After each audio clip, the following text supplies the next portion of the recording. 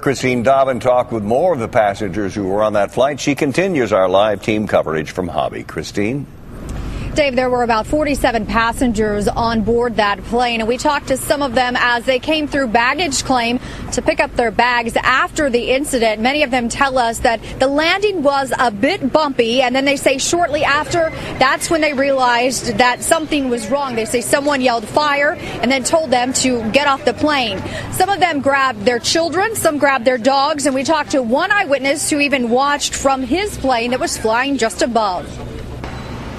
We landed, it was extremely bumpy, so I talked to one of the other passengers, like, do you think a flat tire? I'm like, probably so.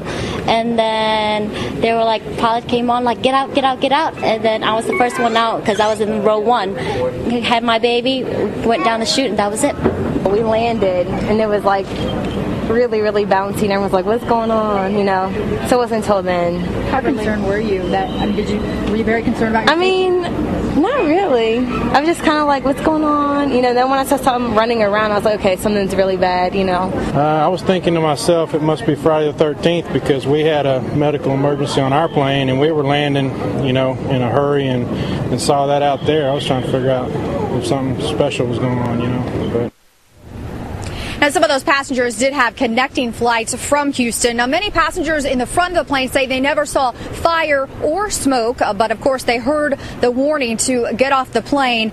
They say that the crew did a good job evacuating everyone from the flight. Reporting live from Hobby Airport on the southeast side, Christine Dobbin, 13 Eyewitness News.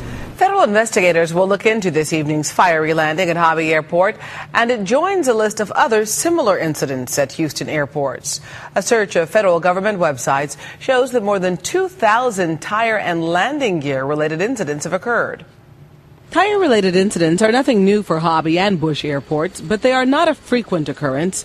This past August, a Northwest Airlines plane had taken off from Bush Intercontinental Airport when a tire blew on takeoff. That plane landed safely. This plane was making a landing at Hobby Airport when it blew a tire and ran off the runway. The National Transportation Safety Board's website lists more than 2,200 tire-related incidents, including blown tires and sheared-off landing gear. The NTSB lists 5 incidents involving blown tires or problems with the landing gear from January through April. No one died in any of those 5 incidents. The NTSB's last tire-related incident in Texas happened in San Antonio in June. We have links to websites for both the National Transportation Safety Board and the Federal Aviation Administration on our website at abc13.com.